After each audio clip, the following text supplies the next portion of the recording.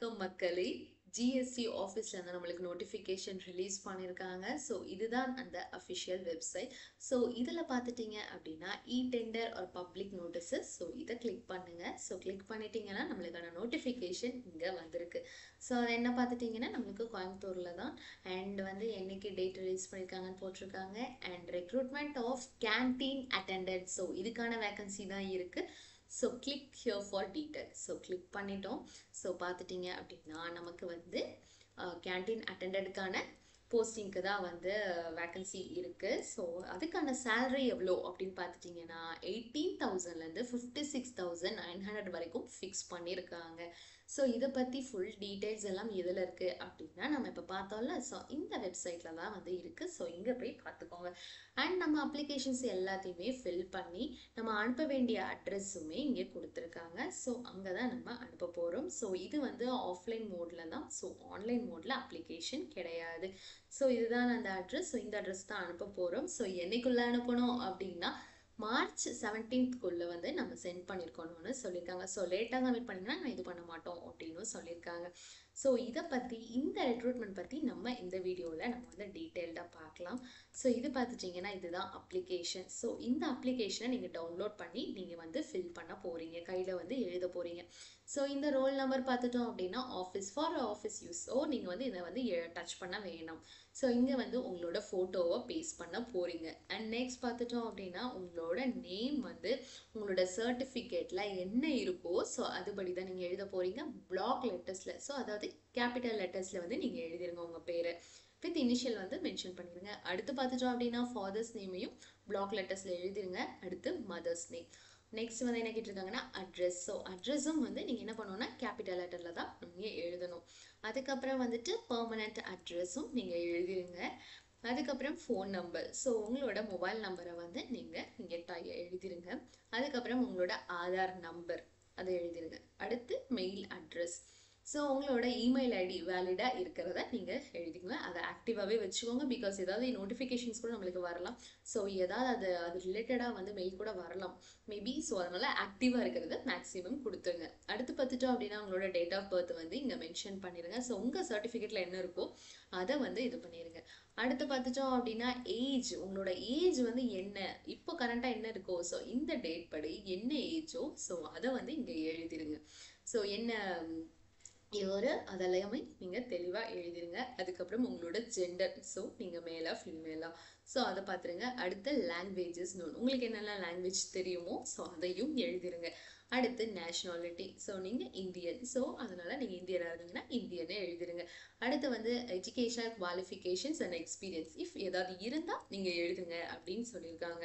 அடுத்து பார்த்துட்டோம் அப்படின்னா எசென்ஷியல். ஸோ முக்கியமாக அதை நீங்கள் கண்டிப்பாக ஃபில் பண்ணி தான் ஆகணும். ஸோ உங்களோட experience, name of the exam ஒரு எக்ஸ்பீரியன்ஸ். ஸோ நீங்கள் வந்து என்ன எக்ஸாமோ என்ன எழுதியிருக்கீங்களோ அதை பற்றி டீட்டெயில்ஸ் எல்லாத்தையுமே ஃபில் பண்ணிடுங்க. அதுக்கப்புறம் பார்த்துட்டோம் டிசைரபிள் வந்துட்டு உங்களுக்கு எக்ஸ்பீரியன்ஸ் இருந்தது அப்படின்னா அதையும் இங்கே மென்ஷன் பண்ணிடுங்க அப்படின்னு சொல்லியிருக்காங்க. அடுத்து பார்த்துட்டோம் அப்படின்னா கேட்டகரி. ஸோ நீங்கள் என்ன கேட்டகரியில் வருவீங்களோ அதையும் இங்கே நோட் பண்ணிடுங்க, டிக் பண்ணிடுங்க. அடுத்து பார்த்துட்டோம் அப்படின்னா நீங்கள் ஒரு எக்ஸ் சர்வீஸ் மேனாக இருந்தீங்க அப்படின்னா உங்களுக்கானதெல்லாம் கொடுத்துருக்காங்க. ஸோ அதையும் பார்த்து ஃபில் பண்ணிடுங்க. அடுத்து வந்துட்டு ஸோ சர்வீஸ் மேனுக்கு தான் கொடுத்துருக்காங்க. ஸோ இதுவுமே இந்த 16th இதுவுமே ஸோ அதை பார்த்து நீங்கள் இது பண்ணிடுங்க. நெக்ஸ்ட்டு அதெல்லாம் ஃபில் பண்ண பிறகும் இங்கே வந்து டெக்ளரேஷன் இங்கே எடுக்கிறீங்க. ஸோ இது எல்லாமே நான் ரீட் பண்ணிவிட்டேன், இது எல்லாமே உண்மை தான்.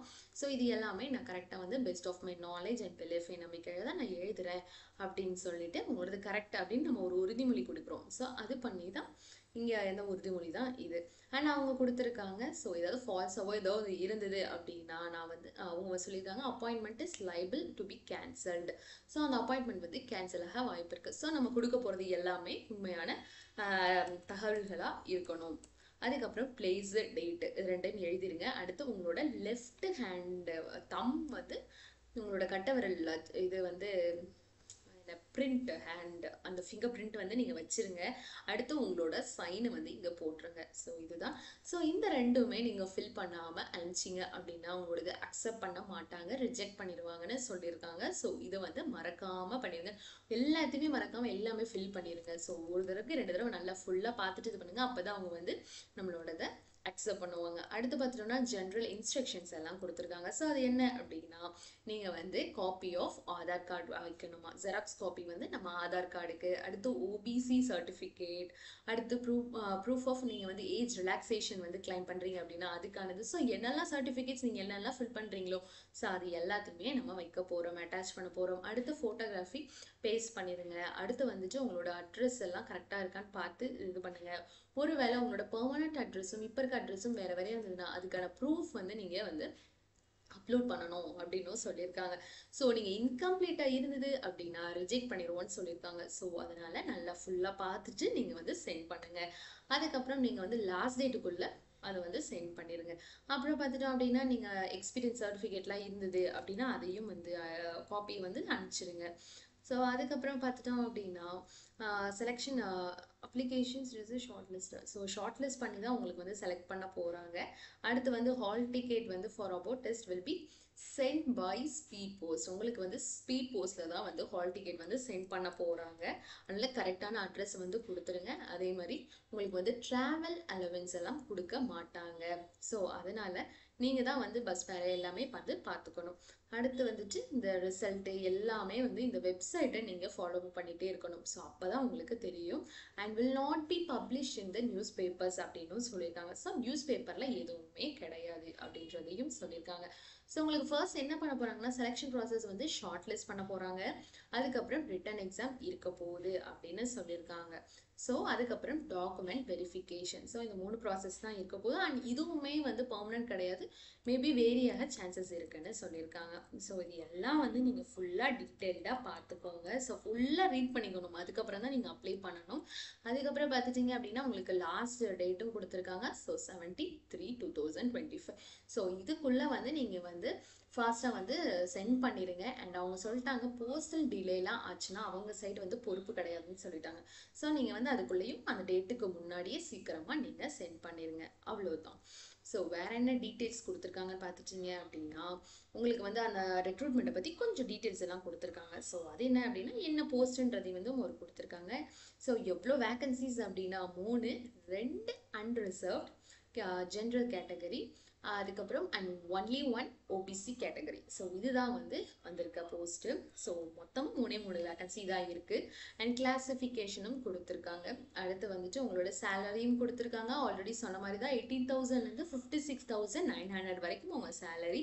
அண்ட் ஏஜ் லிமிட் சொல்லியிருக்காங்க என்னன்னா 18 24 இருக்கவங்க தான் வந்து அப்ளை பண்ணணும் அப்படின்னு உங்களுக்கு சொல்லியிருக்காங்க. அண்ட் நெக்ஸ்ட் பார்த்துட்டோம் அப்படின்னா ஏஜ் ரிலாக்ஸேஷனுமே கொடுத்துருக்காங்க. ஸோ ஓபிசிக்கு 3 இயர்ஸ், எக்ஸ் சர்வீஸ்மேனுக்கு 3 இயர்ஸ். ஸோ இந்த மாதிரிலாம் கொடுத்துருக்காங்க. ஸோ இது எல்லாமே பார்த்துக்கோங்க. அடுத்து யாரெல்லாம் அப்ளை பண்ணலாம் அப்படின்னா இந்தியன்ஸ் மட்டும்தான் அப்ளை பண்ண முடியுங்க. அடுத்து பார்த்துட்டோம் அப்படின்னா எஜுகேஷனல் குவாலிஃபிகேஷன்ஸ் எல்லாம் என்ன அப்படின்னா நீங்கள் 10th கம்ப்ளீட் பண்ணியிருந்தா ஓகே அப்படின்னு சொல்லியிருக்காங்க. ஸோ நீங்கள் 10th முடிச்சவங்களால தாராளமாக அப்ளை பண்ணலாம். அடுத்து பார்த்துட்டிங்கன்னா அப்ளிகேஷன் ஃபீஸ் வந்து இல்லவே இல்லை. ஸோ நீங்கள் எல்லாருமே எலிஜிபிள்லாம் அனுப்பலாம். அடுத்து பார்த்துட்டிங்கன்னா பீரியட் ஆஃப் ப்ரொபேஷன் வந்து இஃப் எனி அப்படின்னா 2 இயர்ஸ். அடுத்து வந்துட்டு டைரக்டாக ரெக்ரூட்மெண்ட் தான் உங்களுக்கு பண்ண போகிறாங்க. அண்ட் லாஸ்ட் டேட்டும் கொடுத்துருக்காங்க. ஸோ கொடுத்துருக்க எல்லா டீட்டெயில்ஸையும் ஃபில் பண்ணி அப்ளிகேஷனை ஃபில் பண்ணி மறக்காமல் வந்து உங்களோட லெஃப்ட் ஹேண்ட் தம்பையும் வச்சுட்டு சிக்னேச்சர் வச்சு ஃபோட்டோ காப்பி வச்சு அதுக்கப்புறம் உங்களோட ப்ரூஃப் சர்டிஃபிகேட்ஸ் எல்லாத்தையும் ஃபில் பண்ணி அவங்க கொடுத்துருக்க அட்ரஸ்க்கு வந்து சென்ட் பண்ணிடுங்க. ஸோ சென்ட் பண்ணிட்டீங்கன்னா அவங்க வந்து ஷார்ட் லிஸ்ட் பண்ணிட்டு உங்களுக்கு கூப்பிடுவாங்க. ஸோ அவ்வளோதான். அதுக்கப்புறம் பார்த்துட்டிங்கன்னா நேச்சர் ஆஃப் ஜாபுமே கொடுத்துருக்காங்க. ஸோ என்ன ஜாப் இது வந்து ஆக்சுவலாக கேன்டீன் அட்டெண்டன்ட் தான். ஸோ இதுக்கு என்ன வேக்கன்சி, இதுக்கு என்ன ஒர்க் இருக்கும் அப்படின்னா நீங்கள் வந்து டீ ஒரு காஃபி வந்து மேக் பண்ண போகிறீங்க. ஸோ அடுத்து வந்துட்டு bearer and wash bye. So cleaning, அதாவது டேபிளை வந்து க்ளீன் பண்ண போகிறீங்க. அதாவது அங்கே கேன்டீனில் என்னெல்லாம் இருக்கும், டேபிள் இருக்கும், சேர் இருக்கும், வெசல் இருக்கும். ஸோ இதெல்லாம் கிளீனிங் பண்ணுறது. ஸோ அந்த கேன்டீனில் நீங்கள் அந்த மாதிரி வேலைகள்லாம் பார்ப்பீங்க. ஸோ இதெல்லாம் தெரிஞ்சுட்டு நீங்கள் வந்து அப்ளை பண்ணுங்கள். அவ்வளோதான். All the best.